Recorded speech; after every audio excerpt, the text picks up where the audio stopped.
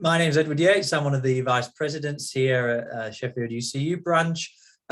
We've called this meeting today, which is an all staff meeting to discuss potential industrial action here at the University of Sheffield, both a potential local dispute and two national disputes.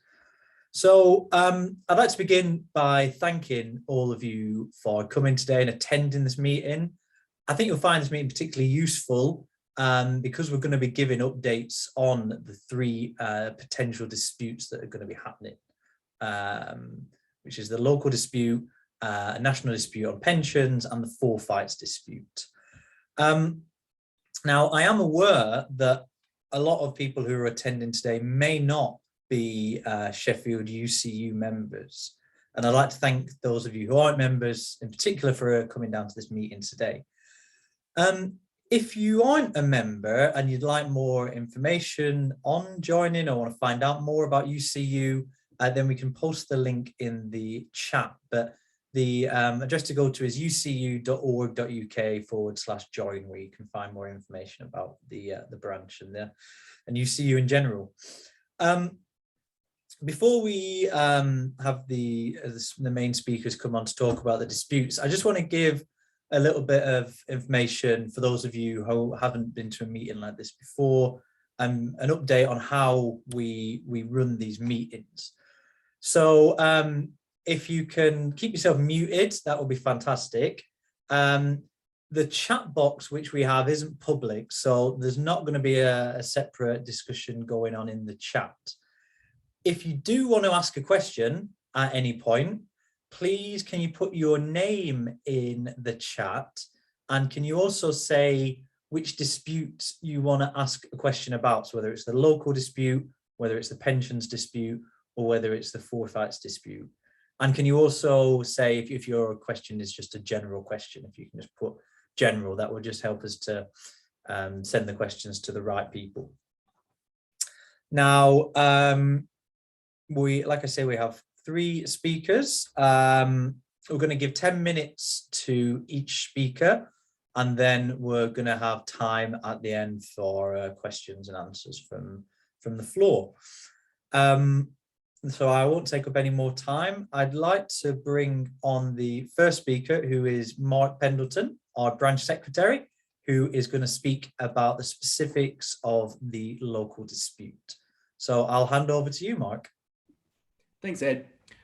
So I've worked at this university for almost 10 years, and over that decade, I've mostly been okay with working here. Now, Sheffield hasn't been immune from the structural issues of the sector, spiraling workloads, ongoing inequalities in pay, the real impact of persistent casualisation, as well as the cuts to pay and pensions, which we're going to hear about later and have forced us to take action time and time again.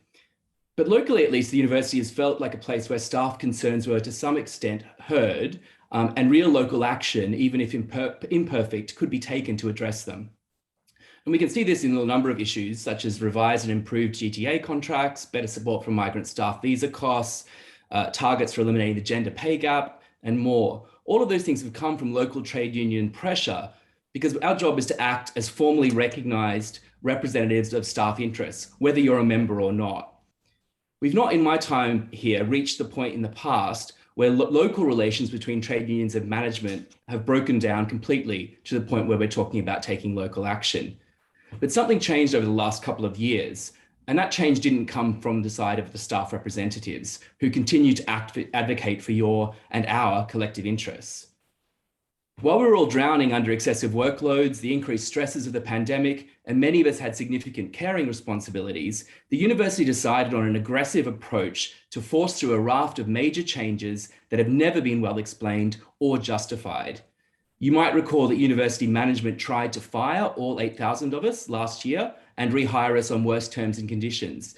Now, that's an aggressive tactic described by the former union leader Len McCluskey as a disease ripping through workplaces, and even by Boris Johnson as unacceptable as a negotiating tactic. We fought that off. Management then initiated a series of secretive reviews, which failed to consult relevant expert staff and other stakeholders, and then recommended closures to departments or wholesale changes to structures, and so on. They then made decisions about their own recommendations. Now, these changes rarely make sense pedagogically. The Review of Languages, for example, had no significant expertise in foreign language education and failed to even consult my school, the School of East Asian Studies. And the financial models on which these decisions were made failed to hold up to scrutiny. And then there's that ludicrous situation we found ourselves in at this university, where there is no meaningful independent oversight of management decisions. If you haven't already, please take a look at the blogs on our Sheffield UCU website, where we point out the flaws in the financial predictions of the impact of the decision to close archaeology. In those, we identified costings that suggest the decision will be a net negative financially to the university, despite the fact that it models up to 80% of colleagues in archaeology losing their jobs. Just this week in the School of Languages and Culture, staff have been told that individualized financial targets will be used as part of a plan to, quote, rebalance staffing in that area, with increased staff and student ratios built into that system as well. And for professional services colleagues, we've seen an increasing push towards centralizing services away from student and department facing or centered expertise where it's needed. And in that process, jobs often disappear or the gradings are reduced, downgraded in those processes as well. None of this is justifiable on the basis of delivering good student experience, high quality research, excellence teaching, or the one university that the university claims it wants to promote. And now there's a university-wide portfolio review of all programs, which suggests that the top-down push for change for the sake of change will continue and impact even more of us.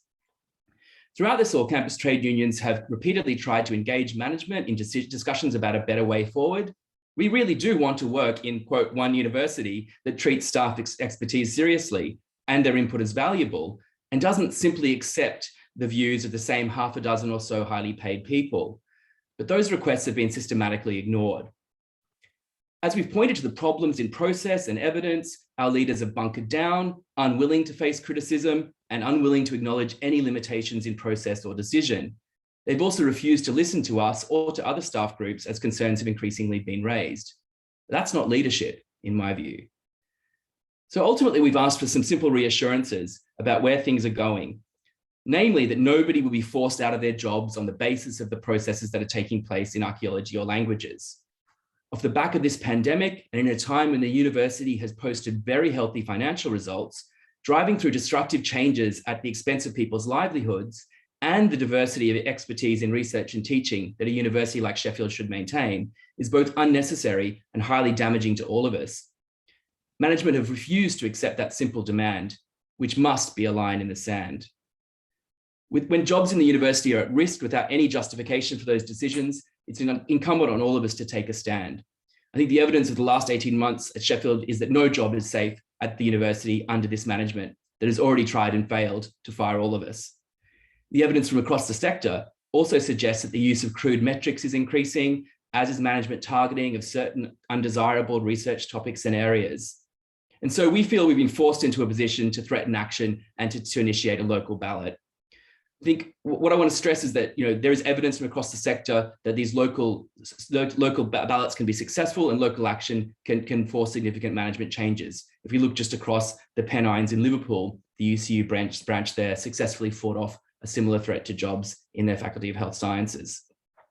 So to wrap up, and I'm happy to take questions later about anything I've talked about today, but to wrap up, I would just encourage anyone who is a UCU member to keep an eye out for a UCU envelope in your mail with more information about the local ballot. Please vote yes for strike action and yes for action short of a strike. Obviously, we hope we don't have to take that action, but we need to have that kind of mandate to go into further negotiations to force changes. If you're not a member, please do consider joining. As Ed said, you can do that via the UCU website, or if you have questions, contact us at UCU@Sheffield. But whether you're a member or not, I encourage everyone to start having these conversations about what's gone on over the last couple of years, if you aren't already doing so in your workplaces. Talk to your colleagues, talk to your students about what's happening, and let's have that conversation going about what kind of university you want to work in. And to finish, I just want to say that together we can stand against a management that has shown no interest in listening to you. And together we can fight for every job in this institution. And finally, I think we must do that because our own departments and research areas may well be next. Thanks. Thank you very much for that, Mark. Really good summary of where we are at the moment. I think you've made clear that our demands for no compulsory redundancies are sensible. And also highlighting the case of Liverpool branch. Liverpool was a branch which went from having potentially dozens of staff at risk from compulsory redundancies, now is in a position where no staff are at risk from compulsory redundancies, showing the power of local action. Now, I want to bring on next, we have speakers to speak about the pensions dispute and the forfeits dispute. I think we're going to take the forfeits dispute first, if that's okay. So I will bring up Robyn Orfitelli to speak about forfeits. Hi, everyone. I'm Robyn Orfitelli. I'm a lecturer in the School of English in the linguistics program here. I'm the branch communications officer for Sheffield UCU, but probably more relevantly for today, I'm one of the negotiators for higher education, our pay and working conditions. Now, the questions that I want to try to briefly answer for you today, and like Mark said, I'd love to take more questions in the question period, are what is it that we're fighting for? And what is it that we're fighting against? Because those two things kind of balance each other out. Where are negotiations at? And what do we hope to gain from this dispute? So the people that we're negotiating with, just so that you know, are called UCEA, the Universities and Colleges Employers Education or Association. This is a group that is hired by University UK to negotiate on their behalf.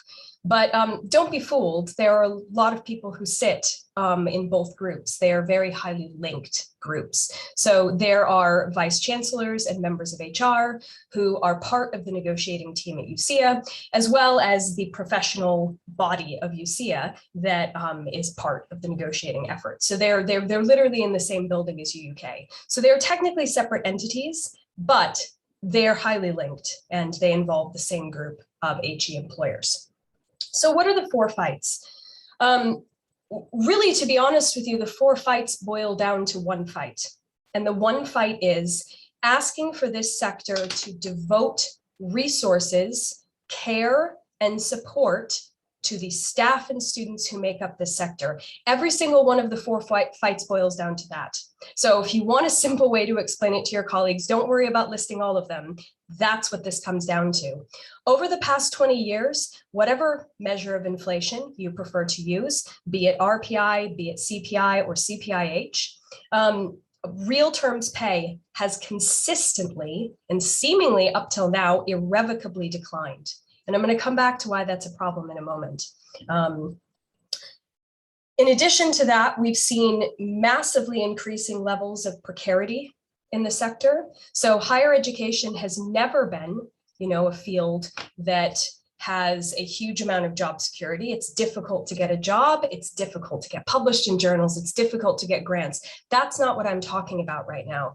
I'm talking about systematic precarity under which people are just let go wholesale, where for decades of their career, they are on one, or if they're lucky, 2 or 3 year contracts at a time, over and over and over, moving around, delaying having a family, delaying having any type of secure home.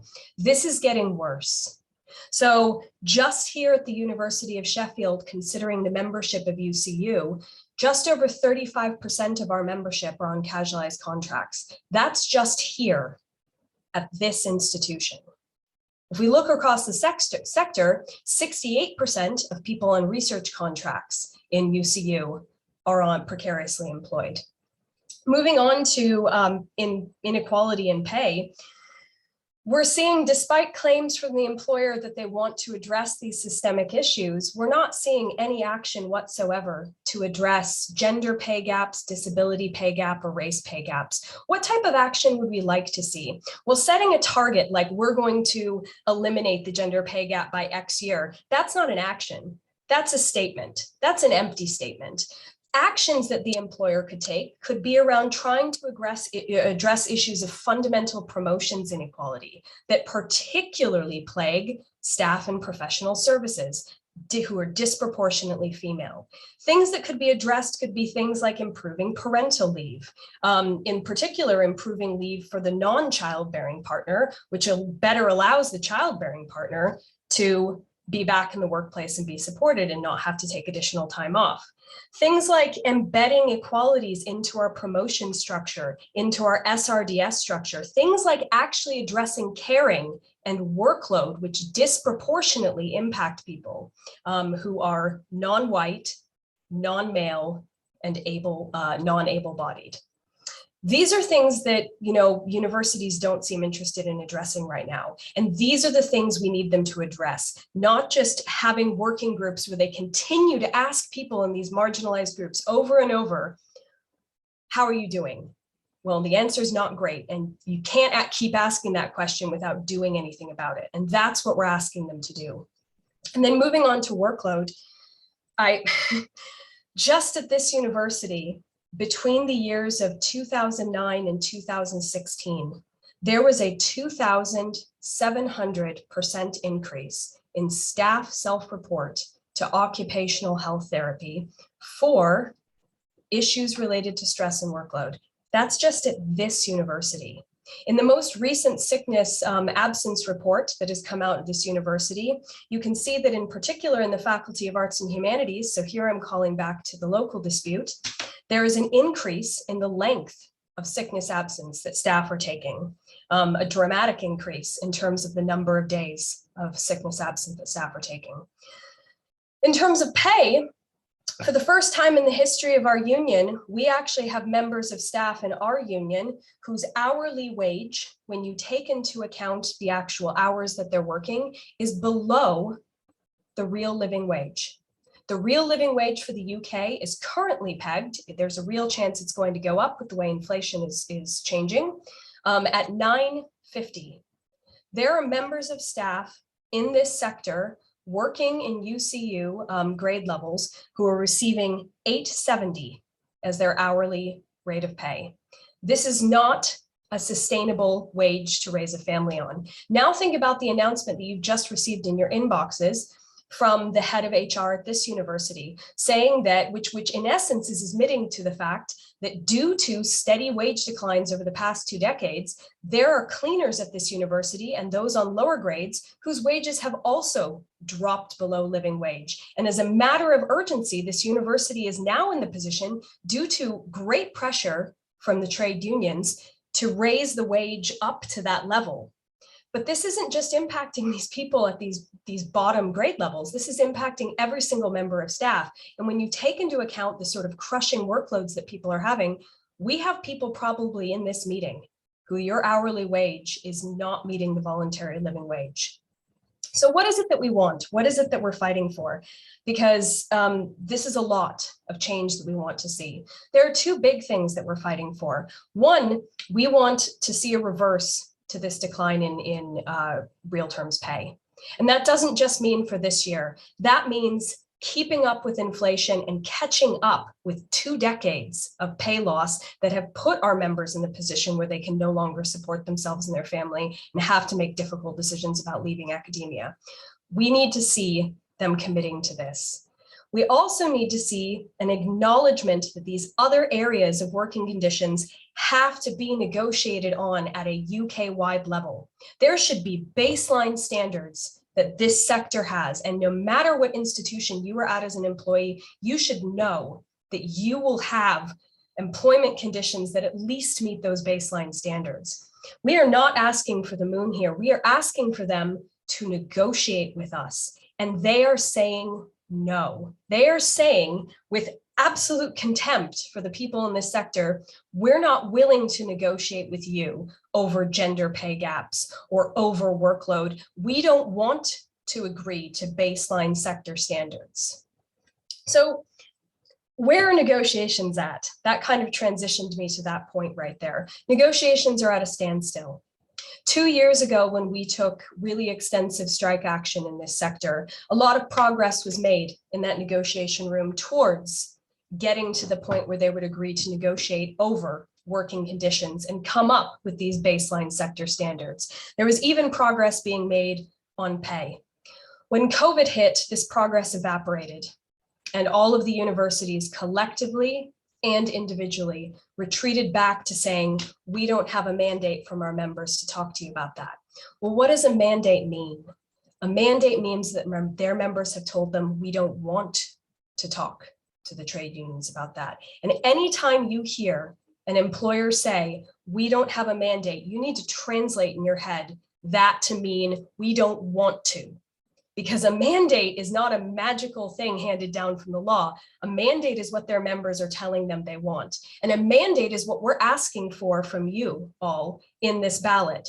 We're asking you to vote to take action on this. That's all that their members would have to do, is to vote to take action to make our working conditions not just better, acceptable.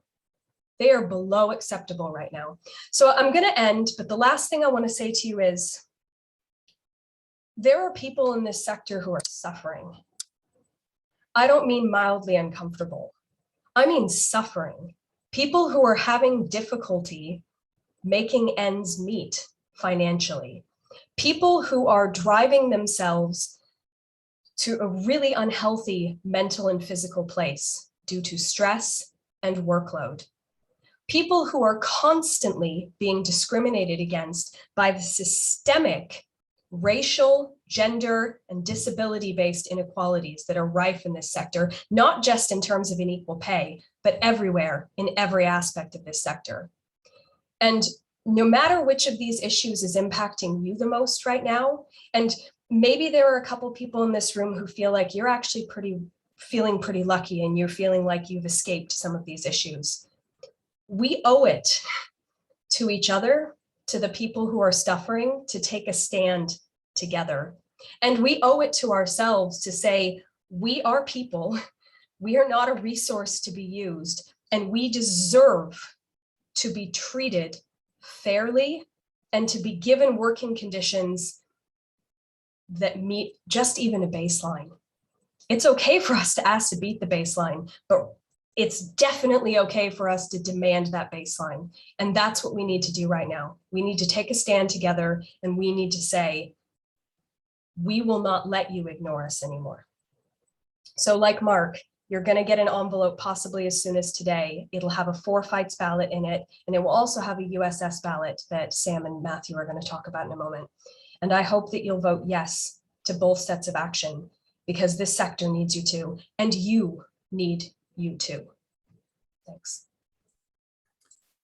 Thank you very much for that account of the 4 fights dispute, Robyn, and where we're at the moment. I think that everyone on this call can certainly resonate with at least one aspect, if not multiple aspects, of the work and employment conditions that Robyn has detailed there, and particularly how shocking some of the statistics are, particularly here at this university, the amount of staff reporting to occupational health over workload.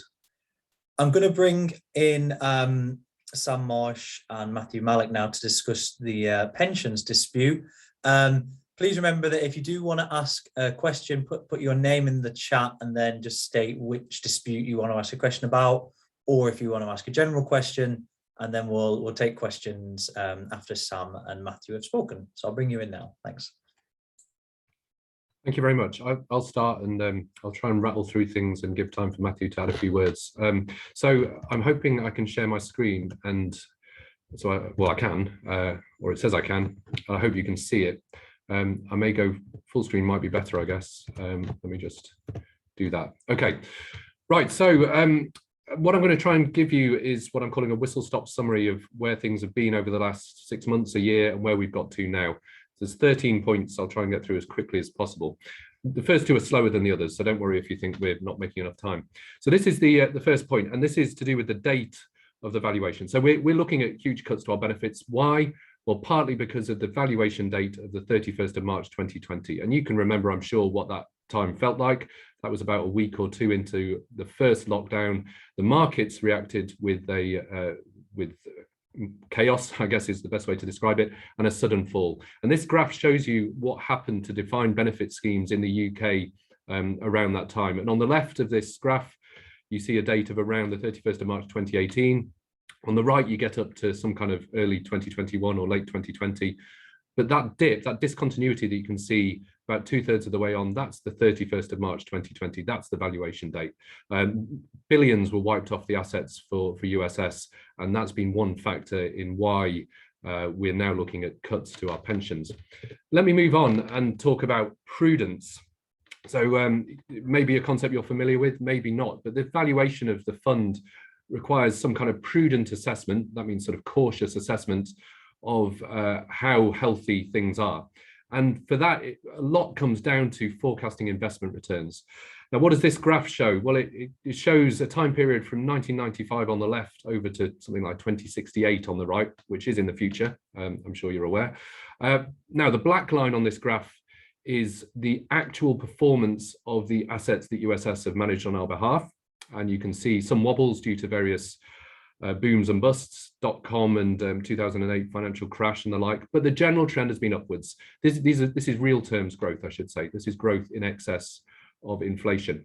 Now, the dotted lines that you can see on that graph are the assumptions or the forecasts used in successive valuations. So the orangey one is from the 2011 valuation, the greeny yellow one is from 2014, and so on. Now, I don't think it needs me to really say any more other than what has happened is at successive valuations, there's been downgrades of the assumptions for future performance. And each time that's happened, there's been significant outperformance of the assumptions by the assets themselves. Okay, so what's happening for the 2020 valuation? Well, that blue-gray wedge there are the range of possibilities that USS were looking to work within for forecasts for this valuation. I think they've now settled on a line that's pretty much at the top of that wedge. But still, if you want to judge how prudent they're being here, I think you can do worse than look at what has happened in reality versus the assumptions made here. And you might notice that since the valuation date, we've already grown something like 14 billion more than we had at the valuation date. That's the recovery from the crash. And that's further than USS were expecting to get by 2068. In fact, I could have updated this graph because the latest count is 90 billion in assets. So add another 10 billion onto this graph. Okay, now things will get quicker from here. So what's the effect of this? Well, the effect is that USS say for keeping the current benefits, contribution rates would have to go through the roof, at least 42% of salary, possibly up to 57% of salary. That compares with 26% of salary before the first big dispute over USS in 2018. So that's a completely different picture of how much they say we need to put in to maintain benefits. The other aspect to this story is the regulator. I think I'm perfectly justified in saying the regulator is not on your side. Their main motivation is to protect the pension protection fund. They'd be quite happy for defined benefits to be priced out of reach and therefore close. We've met with the regulator a number of times over the last year.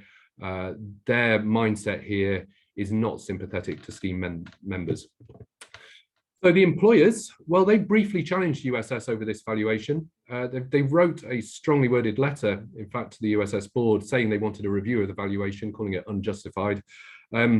However, at the point USS wrote back saying that they weren't prepared to entertain a review of their valuation, employers, I'm afraid, decided that the easiest path was to cut your pension and instead then turn to benefit cut proposals. Now, there's a word missing there, but a 2021 valuation could solve the problem. If you fast forward a year, the landscape looks very different. The assets were £14 billion higher and the future was looking a lot less uncertain. So that could potentially be a solution to the problem.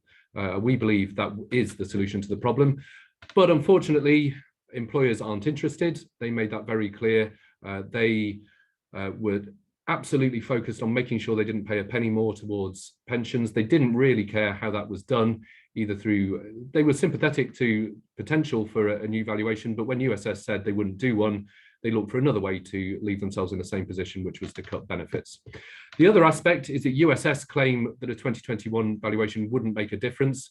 I'd strongly encourage you to read the documentation they put out, which again is hugely frustrating because there is so much arbitrary decision-making with still increased prudence levels. In fact, if you want to know what the line does for a 2021 valuation, it starts going downwards rather than upwards at all.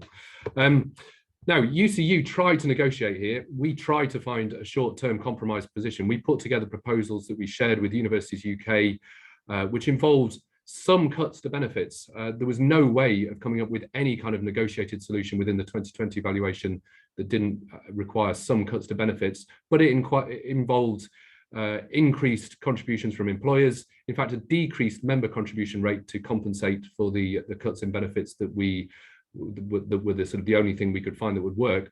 But even with that compromise position, employers weren't interested, and in fact pulled a move whereby they made our proposals unviable. There's an issue regarding the amount of covenant support that employers are giving to the scheme.